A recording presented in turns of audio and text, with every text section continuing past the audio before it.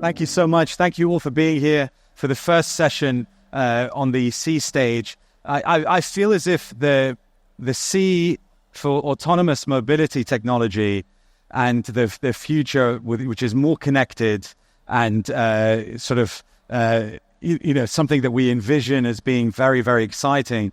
The sea is probably the most exciting of all the avenues, partly because not as much has happened as maybe on land or in the air, but the potential impact of what this kind of technology could have on the seas, on the water, could be felt very, very quickly once momentum's going. And perhaps I can start with you, Captain Saif. We're lucky to have you from Abu Dhabi Maritime. You can kind of maybe set the context of what's happening in terms of these innovations and these developments in the UAE and Abu Dhabi in particular. Yeah. Thank you, Mustafa. As you rightfully mentioned, the maritime mode of transport is different because of the medium we are working on, which is water. So it is a little bit one step more challenging for the areas of autonomous boats, artificial intelligence. So the effort is a little bit higher than the normal land where you are more stable on the ground. And related to the effort is done in Abu Dhabi specifically, I will mention number of examples where Abu Dhabi AD Port Group is focused on initially from even day one. So, for example, in 2012, with the launch of our major port, which is Khalifa Port, which is our flagship deep water port, the first thing we have put was we were the first in the region to have a semi-automated terminals operations. That was done at that time, 2012. And during this period, we are looking for all of the technologies happening in the industry, which for sure will ensure efficiency, will ensure higher productivity and turnaround of the cargo in the handling spaces and area, which is basically the main goal of any shipping company. They want to come fast, discharge fast, load fast, move away. So that's the main goal which we are looking forward. So one of the latest achievements done through our partners, which is COSCO, who are operating from Khalifa Port. They, in 2021, they started the autonomous truck system, which is basically a tracking system for all of the container handling, which was fully autonomous, focused on 360 degrees of sensory system, okay, and as well as an AI major element in it into measuring the traffic and the movement within the area of handling they are working on. Other example I would like also to share is that we have 42 cranes which are fully automated as well. So they are all taken, you will notice most of the achievement we have done lately focused on the land side of the maritime operation.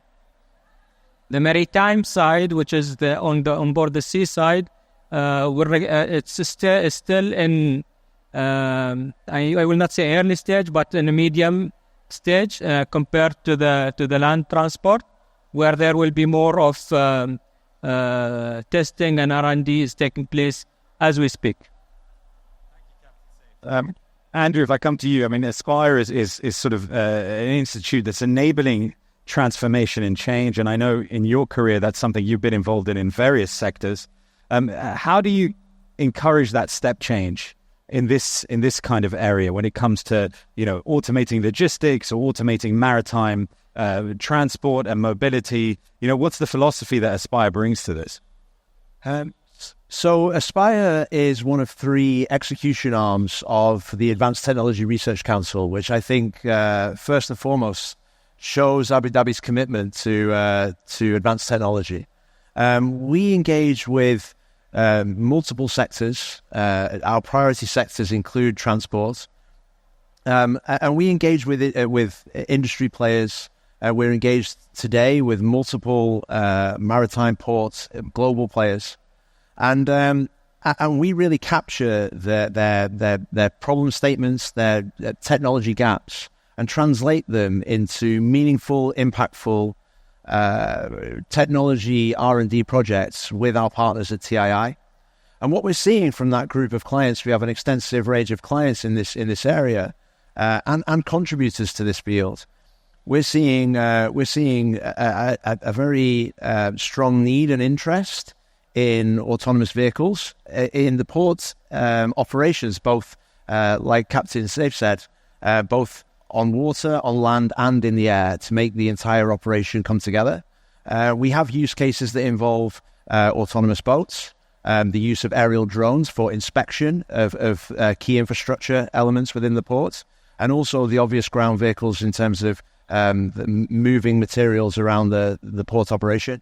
And really, in terms of facilitating that end-to-end process, ATRC is set up to capture all elements of the value chain, from engaging and identifying those technology gaps and needs to creating the R&D projects that bring the solutions to market and mature the technologies. And then ultimately, through TII, and then ultimately the third element of our organization is Venture One. And then they take the IP that's created and industrialize it and commercialize it. But we don't operate in a vacuum. We have to be involved. We have to be engaged with a deep R&D ecosystem in Abu Dhabi. And certainly Abu Dhabi as an emirate is taking major steps towards making that a reality. We can see the convening power today at this event, the amount of people that have been brought here from around the world. As you say, it's a cooperative approach from the very beginning, whether it's funding the R&D or taking those to the point where you're deploying it in the actual facilities themselves, and also the potential for commercializing it. I mean, if I come to you, Enrico, you're at the beginning, right? In terms of you're the academia, R&D, but also you're looking to the future. You can kind of give us maybe a flavor of what that might look like? Sure. So if you let me start with the definition from what Andrew and Dr. Saif said, the port of the future must be an intermodal transportation node of a bigger transportation network. So what happens in a port daily and actually by the minute is to have a set of operation that is very complex, is very varied, and that produce a huge quantity of data.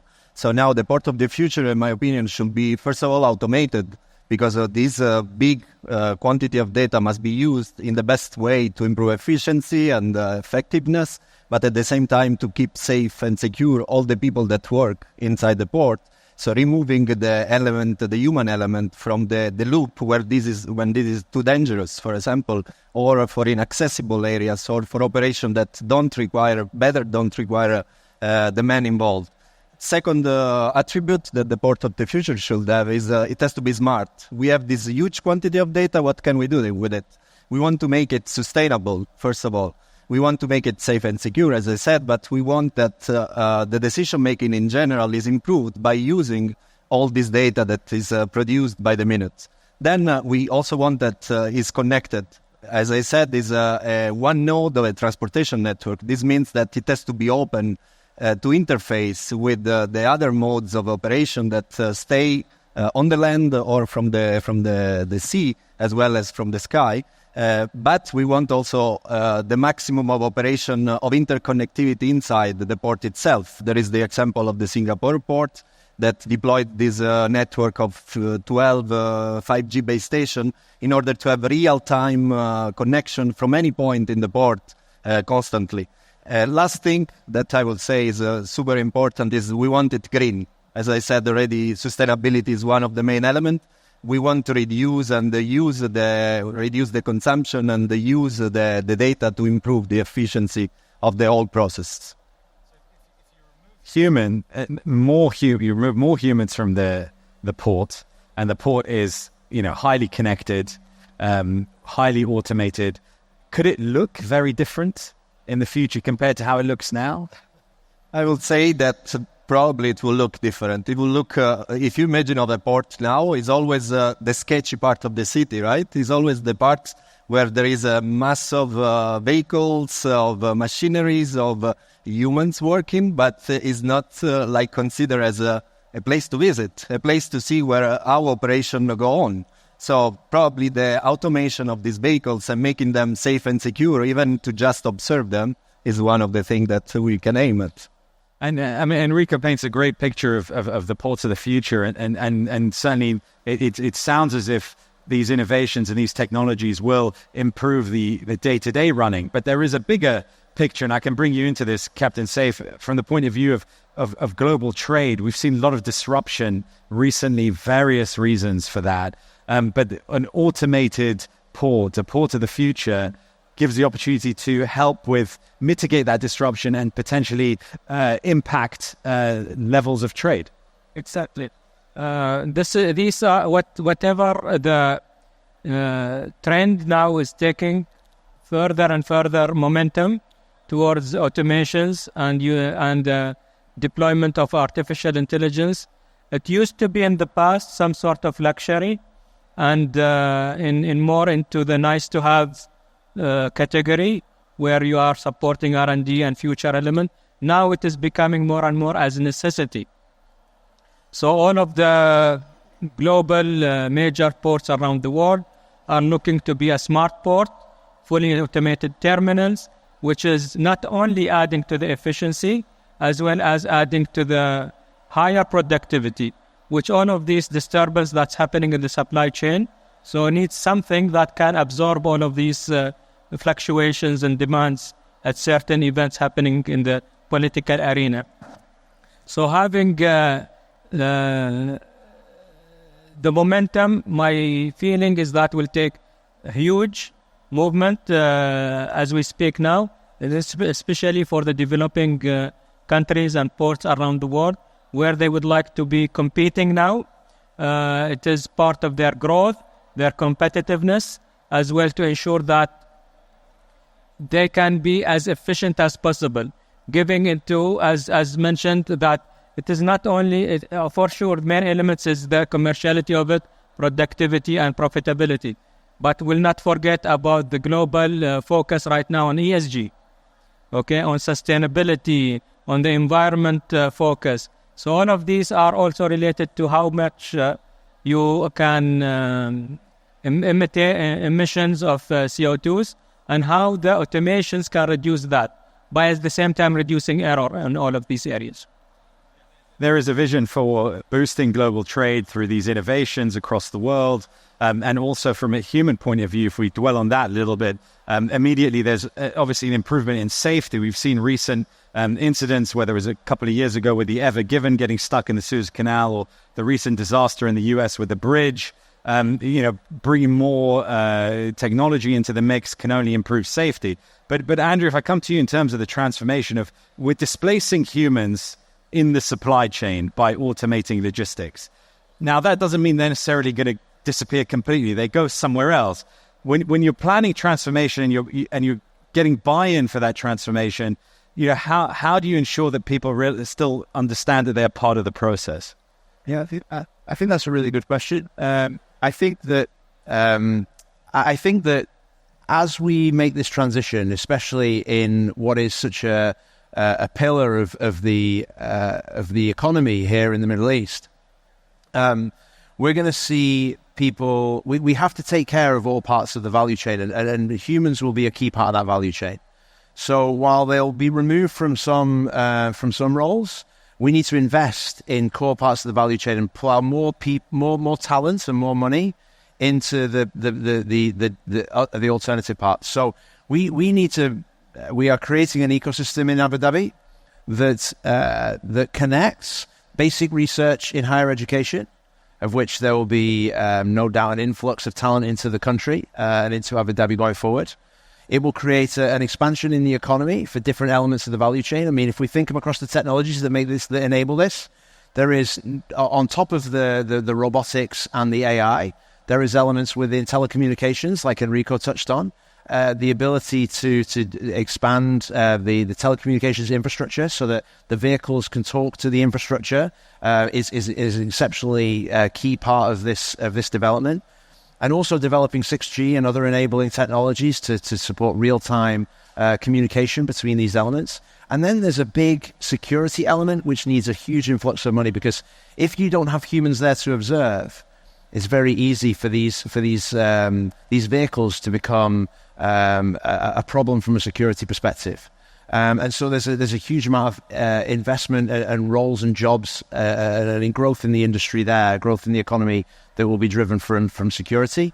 So I think as this change takes place, we will see certain parts of the workforce contract, but I think there'll be an explosion in the other elements, the enabling elements for this technology, which will lead to a transition for the Abu Dhabi economy, a stronger mix of the Abu Dhabi economy into a knowledge-based economy. Enrico, when you're working on R&D, do you consider people? I mean, does that come into your...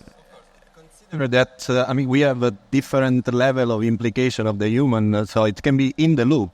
That means he's directly involved in making decision, but also intervening. Or it can be on the loop. On the loop, it means that he supervises the operation. In the loop and on the loop. Exactly. Or it's completely autonomous. In that case, out of the loop. Exactly, or out of the loop. So completely autonomous, that means the human presence is not needed, because the process and the algorithms have been considered safe and standardized safely, so that there is no need of a human anymore. Do you see a future where we'll all be out of the loop when it comes to logistics? No, I think that human can be on the loop, needs to be on the loop, because there are anyway operations that require, if something goes wrong, the intelligence of the human that cannot be completely replaced by AI or other mechanisms. So I think that we have to remove the human from the dangerous part of the chain, so that we don't need to risk lives just for working. And do you look for ways to give humans optimum roles when you're researching new innovations and technology? Philosophically, do we want to find roles for humans? I will say so. What the direction is to try to involve human for his capability, that are the intelligent part, more than for the physical work. I will say that can be instead done in a dual way by machine. So in general, yes, philosophically, I would say we want the men to overview the process rather than participate directly, unless this is really needed. There was some discussion earlier when it came to autonomous vehicles that you wanted humans to be able to make the decision of who lived and who died, because you didn't want it to be an algorithm or some kind of rule-based system. So you still needed a human to determine who would be a priority in a dangerous situation. Yeah, that specific paradox that is well documented and studied is something that is valid even for humans. So if you have to decide to kill a child or a family, it's still something you are going to kill. So the machine, you apply rules that the common sense and the ethic principle have to lead. And in the end, you program an algorithm that is a fruit of a human work. So it's still human that produces it. Luckily, logistics seems to be a less contentious area, because it's more commerce, it's more business, even though there are some risks. But if we think about jobs specifically, and I'll come to you, Captain Saif, about this, is as we automate and as we head towards this beneficial future, job creation, and Andrew had mentioned this as well, is very important. And certainly from Abu Dhabi Maritime's point of view and the wider UAE, job creation has to stay at the heart of anything that you do, any industry, particularly one that has the potential for growth, such as logistics and maritime industries. Exactly. It is. I think some of the questions you asked may be applicable very far in the future, where you don't need humans at all. But job creation will be focused more on different fields than used to be. But there you still need jobs, but different disciplines, different requirements, which we are already moving toward that right now. Having all of these automations should not be a threat. It should be taken as an advantage and as an opportunity to do better, to do more, less error, better decision making. All of these things are extremely important. When we are thinking about how we can ensure that the industry moving toward more digitalized, automated ways. Doesn't mean that we are aiming to get rid of people. We are aiming to get people with more modern, different disciplines, techniques, how to run this new industry, which, as mentioned by Enrique, it's a must now. You cannot say that we are aiming to have totally human-free operation, And I think as we see trade change, there will be aspects of trade that we hadn't anticipated, and there will be new innovations. I mean, the facilities will look different, but trade will be different too. We don't know what we'll be trading in 20 or 30 years' time, what the main trade will be. It won't be the same as 20 or 30 years ago.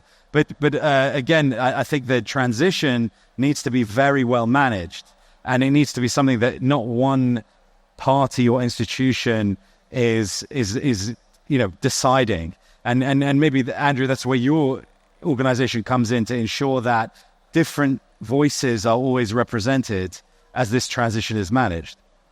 Absolutely. I mean, Aspire play a role of the glue, I guess. I think first and foremost, the Abu Dhabi government is putting the building blocks in place and funding all of the stages of the value chain, which is reassuring and sets us in good stead to move forward cohesively. Aspire, we engage with all elements of the value chain because we appreciate that technology is, or R&D is normally done at a technology level, but end users like Abu Dhabi Maritime want a solution. And there's a gap between the development of those technologies and productizing them and developing them into an end-to-end solution, which historically an enterprise may try and procure through a procurement process. And we're really there to try and bridge that gap. We try to identify the problems of tomorrow so we can start working them. We're not in the procurement processes and the products out there in the market exist. We're starting at an earlier stage. So we're trying to invest for today, for tomorrow, invest today for solutions for tomorrow. And we know that we've got to address the challenges of bridging the gaps between the needs of enterprise and the outputs of R&D institutes like TII. And that's complex, that we can't do that on our own. We need industrialization partners. We need business partners to take things to market and form joint ventures and collaborations. And we value our clients dearly because they give us an insight into the appropriateness of the technologies that we're developing. And we learn a lot and we mature the technologies a great deal through collaboration. But certainly, to summarize the point, this is not about working in silos. This is working collaboratively. This is having a commitment to solving future problems and putting money behind those solutions to ensure that we're not just focused on the problems for today. Your direction of travel and destiny when you have more of input into the actual technologies as opposed to just buying them in, which might have been the case 20 or 25 years ago, correct? That's ultimately a big part of our USP. I mean, there are certainly early movers on technologies that contribute to autonomous ports, and that's a really key part of the process. Obviously, we engage to really understand. A part of Aspire's role is to really engage with the client to understand what keeps their CTO up at night, what keeps their CEO up at night, what are the problems for today, but what do we expect them to evolve into in the future? And that's where the complexity of the technology is really is clarified. And we understand that there is a robotics element, there is an AI element, there is a telecommunications element, there's a security element, and often those are developed in silos. And hopefully through collaboration, we can bring solutions together that can be usable by end users like AD Maritime. I mean, what are you working with other institutions around the world on this process? So, yes. We have several collaborations all around the world with institutions to develop algorithm schemes that go afterwards in the autonomous vehicle for land, ground, air, and sea. Just as I recall, we will demonstrate the water taxi that we have developed with Abu Dhabi Ports at 4:30, just in the waterfront here. It's a complete autonomous vehicle that is able to go into the water and bring passengers from one station to another station. So that is one of the development steps that we have already reached. And we continue with all the components that Andrew was mentioning before. For the autonomous part, we work especially on perception and vision, on sensing, on communication, and on control of the vehicles, putting all together in order to have something safe in the end.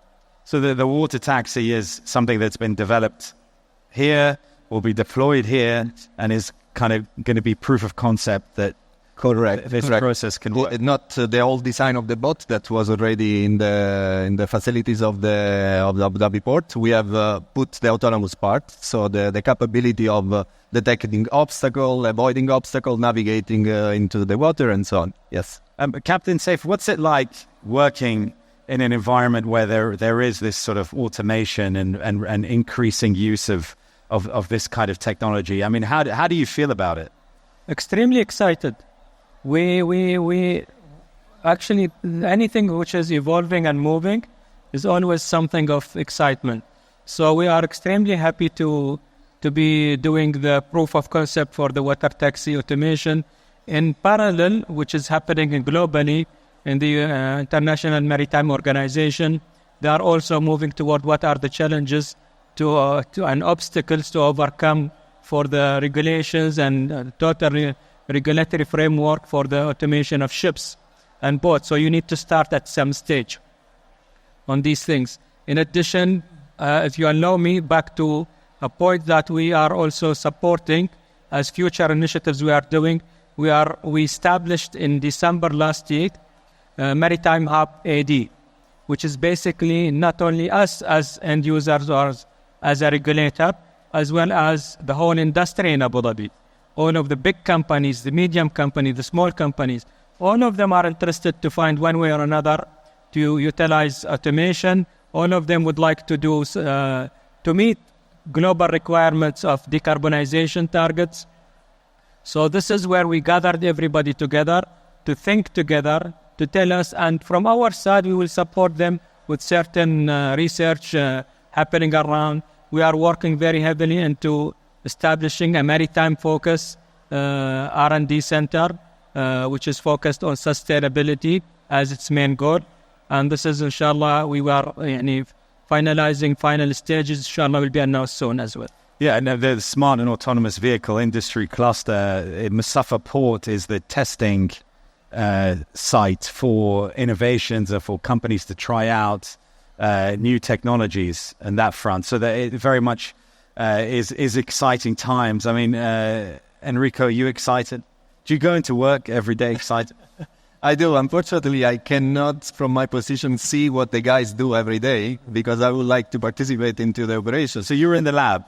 I'm on the desk, I would say, more than in the lab, unfortunately. But yeah, it's exciting even because there are very different challenges if you work with the terrestrial vehicle, with marine vehicle, with underwater vehicle, because we didn't mention them. Yeah. But for example, to analyze James Bond 007 stuff, water vehicle. I think I saw one over there. It looks, really, really futuristic. Yeah, but I mean, imagine the application that you can have with it. Just detect all the problems in a hull without having any specialized material or person to go and do it much in a slower way, in a less efficient way, and so on. It put Jacques Cousteau out of business, basically, who used to come here decades ago and do that kind of work. Well, we look at them as inspiration for what we do. So the literature is a great source of inspiration as well. And Andrew, how excited are you about the future now? I think it's extremely exciting, and I think of where I would want to be in the world to see this come together. I think Abu Dhabi is the place to see it happen. I mean, we're sat here at this event, and it's a showcase for everything in autonomy, and I think it's going to be an extremely exciting few years ahead. Well, hopefully all of you listening have been energized by this discussion, by this day, and will continue to stay for the other panels and discussions that are happening. Thank you so much for being part of this. Please join me in thanking our esteemed panel for their time and their insights. Thank you so much.